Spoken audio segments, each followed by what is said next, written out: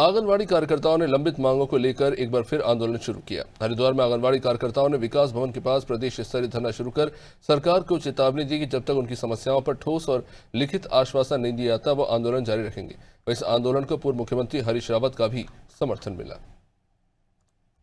आप सुपरवाइजर के पद पर इनका प्रमोशन होना है जिनका अब इंतजार किया जा रहा है कि कुछ नगद नारायण हो तब जो है ये सुपरवाइजर के पद की प्रमोशन की लिस्ट निकले। तो ये जो चल रहा है ये ठीक है।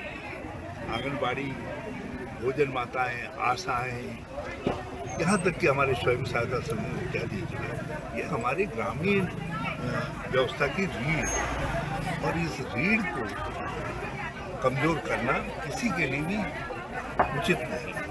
जब काम चौगुना कर दिया गया है तो दाम भी चौगुने दिए हैं।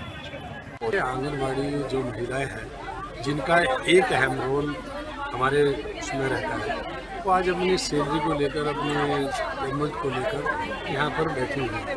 उनका कहना स्पष्ट है कि जब हरीश रावत जी की सरकार 2016 में थी उसी समय हमारा मानदेय बढ़ा है, उसके बाद आज तक कोई बढ़ोतरी नहीं हुई। 9,300 हमारा मानदेय है और हमारी डिमांड है कम से कम 24,000 रुपये मानदेय होना चाहिए ताकि हम अपने परिवारों को सुचारू रूप से चला सकें, अपने परिवारों का जीवन यापन कर सकें।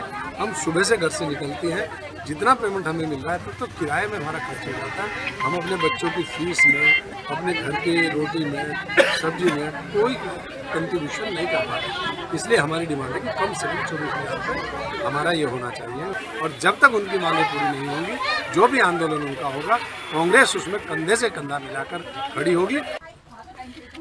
हमारा यहाँ पे हरिद्वार में कर्मी कंसन चल रहा है, देहरादून में भी चल रहा है, प्रदेश के कई जिलों में कर्मी कंसन है आंगनवाड़ी कार्यकर्ताओं का। तो आज हरिद्वार में पूर्व मुख्यमंत्री श्री हरीश रावत जी यहाँ पे आए, बहनों के साथ उन्होंने बात करी, अपना समर्थन उन्होंने दिया क्योंकि वो भी मानते हैं कि 9,300 रुपये में किसी का भी घर परिवार नहीं चलता है।